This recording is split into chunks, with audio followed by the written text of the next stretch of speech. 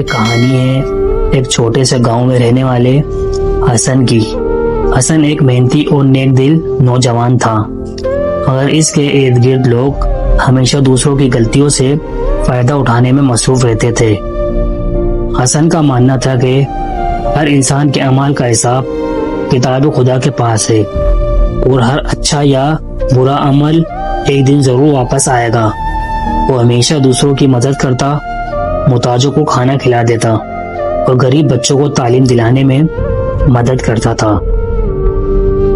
اس کے برعکس نعمان حسن کا ہم عمر دوست تھا، ہمیشہ چھوٹی چھوٹی چالاکیوں اور جھوٹ کے ذریعے فائدہ اٹھانے کی کوشش کرتا تھا۔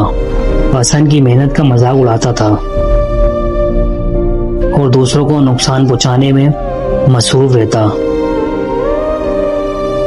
وقت گزر گیا۔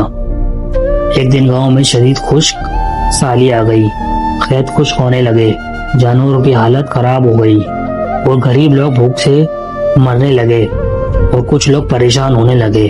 حسن نے جو کھیت خشک ہونے کے باوجود کچھ اناج محفوظ رکھے تھے، وہ اپنے گاؤں کے محتاج لوگوں میں بانٹ دیے تھے۔ نعمان نے اپنے کھیتوں میں موجود اناج چھپائے اور دوسروں کی مدد کرنے سے انکار کر دیا۔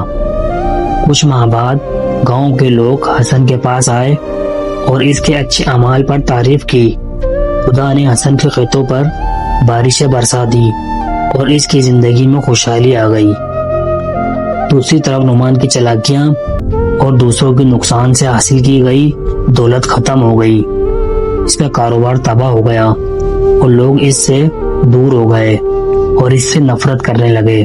آخرکار حسن نے سب کو یہ سبق دیا، ہر عمل کا انجام ضرور ملتا ہے، نیکی کا صلہ نیکی سے اور برائی کا صلہ برائی سے ملتا ہے۔ اچھے اعمال ہمیشہ انعام پاتے ہیں اور برے اعمال کا انجام آخرکار انسان کو نقصان پہنچاتا ہے۔ دوسروں کی مدد کرنا اور نیک نیتی سے کام لینا ہمیشہ زندگی میں سکون اور خوشحالی لاتا ہے۔ اگر یہ سٹوری آپ کو اچھی لگی ہو تو میرے چینل کو سبسکرائب اور ویڈیو کو لائک کر دیں۔ بہت شکریہ۔